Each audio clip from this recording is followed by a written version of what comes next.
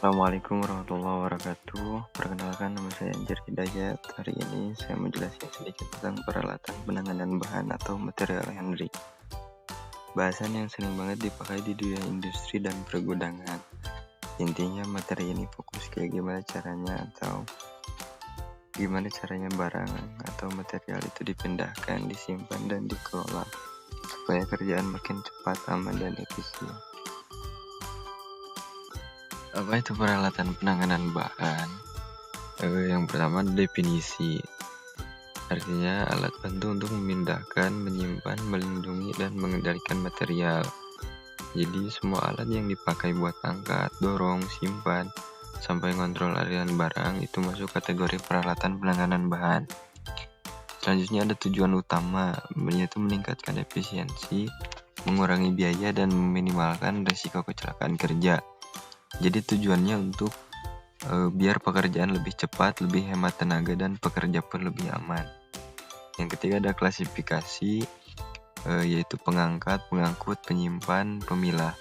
Ini kategori dasar alatnya, ada yang buat angkat barang, ada yang buat bawa barang, dan juga ada yang buat simpan, dan yang khusus buat sortir.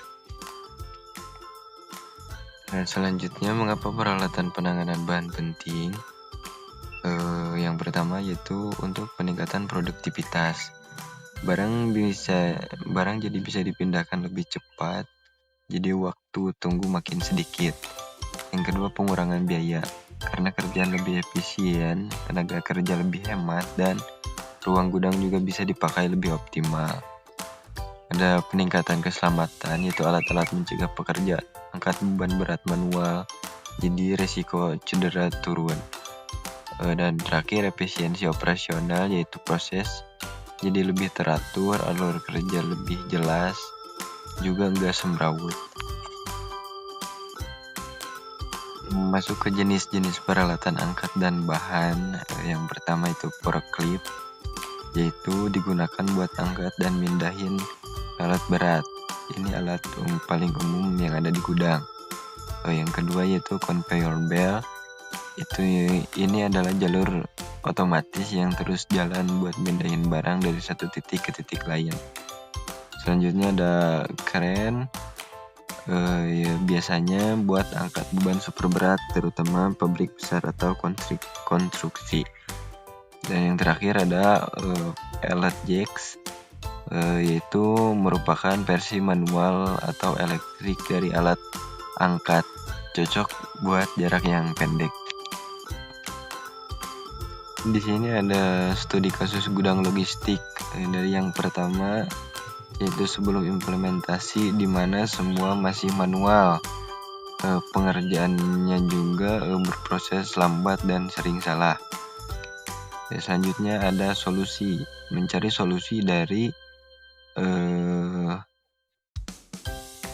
sebelum implementasi yang tadi, yaitu mereka mulai pakai forklift otomatis dan conveyor cerdas. Jadi pengerjaan mungkin akan lebih berbeda dari yang sebelum implementasi. Dan setelah implementasi, hasilnya jadi 2 kali lebih cepat, kesalahan turun drastis, dan pelanggan juga lebih puas. Selanjutnya yaitu perawatan dan keselamatan peralatan. Yang pertama ada perawatan rutin, yaitu dijadwalkan inspeksi, pelumasan, dan penggantian suku cadang secara berkala untuk memperpanjang usia pakai alat. Yang kedua ada pelatihan operator, di mana pastikan semua operator mendapatkan pelatihan yang memadai dan bersertifikat dalam penggunaan alat.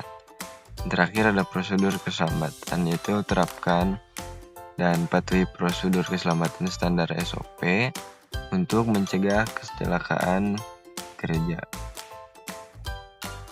Selanjutnya ada tren dan inovasi terbaru, di mana industri penanganan bahan terus berinovasi untuk mencapai tingkat efisiensi yang lebih tinggi.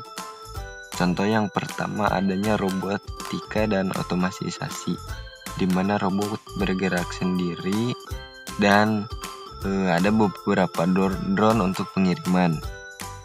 Yang kedua ada kecerdasan buatan AI dan pembelajaran mesin, yaitu untuk memprediksi kebutuhan, mengoptimasi rute, dan manajemen inventaris. Yang terakhir yaitu sistem terhubung atau IoT, di mana buat monitor alat dan kondisi gudang secara real time.